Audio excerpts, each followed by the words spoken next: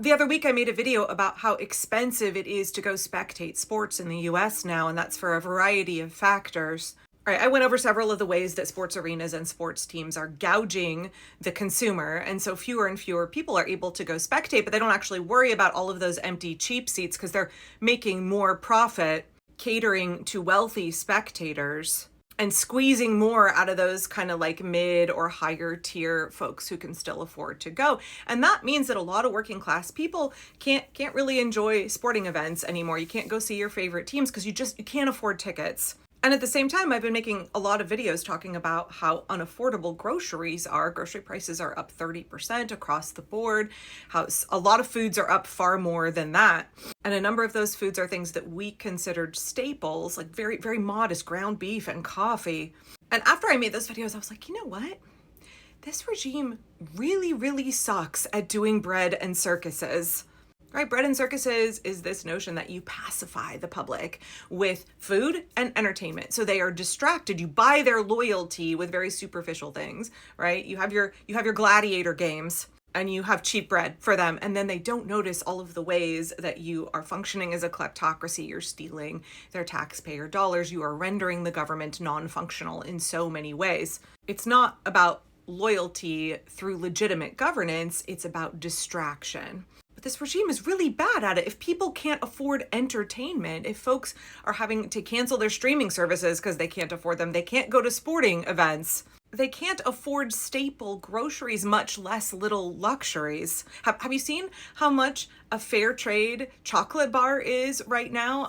It's like $6.89 for a brand that I used to pay $4 for my little treat I could break off and have with my coffee. And so I'm just not having that anymore. Right. So I have my coffee sans chocolate now. And it's not just the like slavery free fair trade chocolate that's more expensive. Across the board, everything is.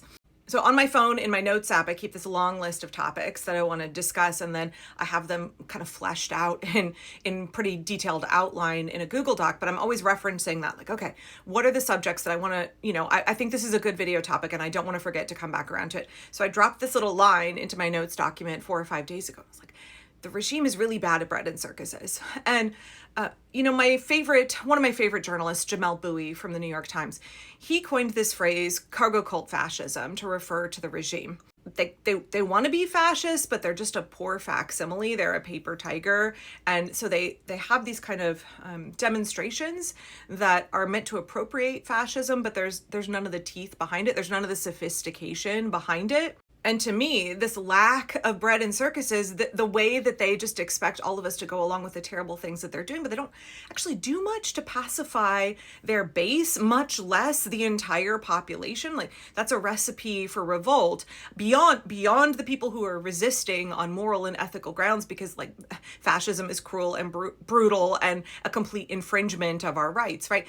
There are people who are real checked out. You still have to pacify them because on some level, right, they will begin to rise up because their personal circumstances are so impacted, because life becomes so unaffordable. That's the point of bread and circuses, is to keep that portion of the population pacified and distracted. And so when you look at a regime that doesn't understand that they're supposed to do that, you're like, God, these guys they're really bad. They're really, really bad at fascism. They are cargo cult fascists. And lo and behold, I was sitting down this morning to film a video on this exact subject when I saw a report come through on my alerts from NBC News that Donald Trump wants to host the Patriot Games, where, for lack of a better term, there is a reaping and one young woman and young man from each state and territory compete on the National Mall at some kind of sporting event.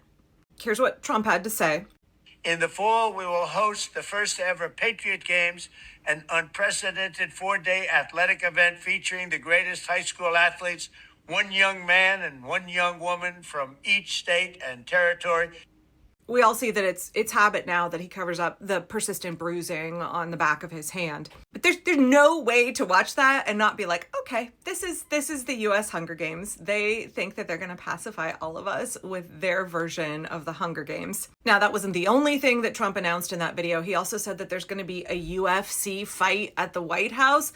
Clearly somebody somewhere was like, shit, we got to get these circuses going. I'm not going to make you listen to more of his voice, so I'm just going to read the quote here. Trump said, "When I campaigned for president, I pledged to give America the most spectacular birthday party the world has ever seen for America's 250th anniversary on July 4 next year. Already, we've had big celebrations to commemorate the 250th birthdays of the Army, Navy, and United States Marines." What huge Navy and Marines parties did we have televised? Because it was just the Army, because it was really about Donald Trump getting a military dictator style birthday parade for himself, because that overlapped with the Army's anniversary.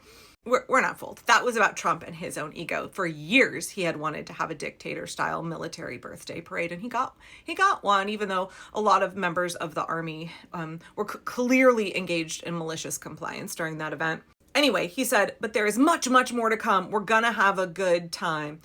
Yeah, so not only did he announce this US Hunger Games, but he also announced this UFC fight at the White House on Flag Day, which will be Donald Trump's birthday. Good time, maybe, for UFC fans to organize some kind of boycott, some kind of resistance, some kind of backlash for the UFC.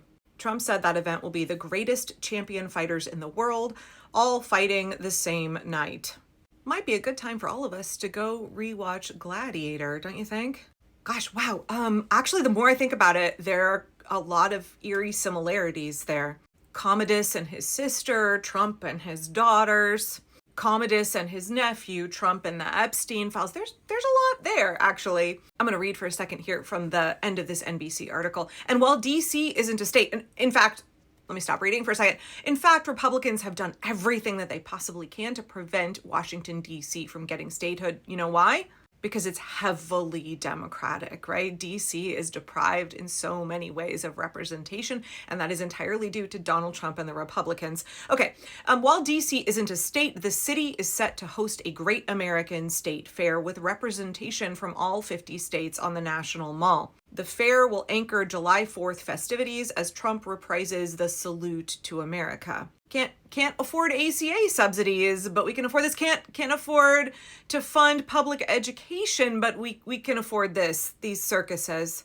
The president also mentioned his plans for a triumphal arc, saying construction would start in the very near future and a statue garden would feature American heroes. Again, we can't afford groceries, but Donald Trump wants to spend our taxpayer dollars on opulence, on luxury, on circuses, on remodeling bathrooms in the White House, gold plating everything.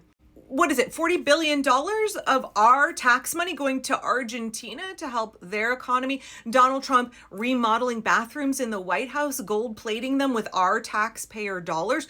But like, our tax dollars are no longer funding basic services and programs that benefit us, the American people. Like, where the hell is FEMA? Look at the flooding in Washington state. Where is FEMA? I mean, Donald Trump said his goal was to completely dismantle FEMA by the end of the year. So we're no longer funding education. We're no longer funding medical research. We're no longer funding Affordable Care Act subsidies. Millions of people are going to lose their Medicaid. Our taxpayer dollars are going toward corruption and grift. We are run by a kleptocracy. And under that paradigm, circuses are meant to distract you from what's really happening, to make you forget about the fact that the things that would actually give you a good quality of life and create a stable, functional society, yeah, those things no longer exist because all our taxpayer money is going to the super rich, is going straight for Donald Trump's corrupt ambitions. You know, you can give up certain products. New ballroom will go from here to there. You can give up pencils. I put in new chandeliers. They had lanterns that were terrible. You don't need $37 for your daughter. 2 or 3 is nice. And take a look at the floor. Take a look at the marble. But you don't need $37. So that's half-inch thick bronze. It's brass. It's pure brass. It's half-inch thick brass. So, They want to use our taxpayer dollars to live in extreme luxury while we struggle harder and harder. And we are supposed to be pacified with Donald Trump building monuments to himself like an Arc de Triomphe. We're supposed to be pacified with reaping America's teenagers for the US Hunger Games. Is this greatness? Is this greatness? Are these circuses working on you? Is this the distraction that is going to keep us all pacified? What do you think?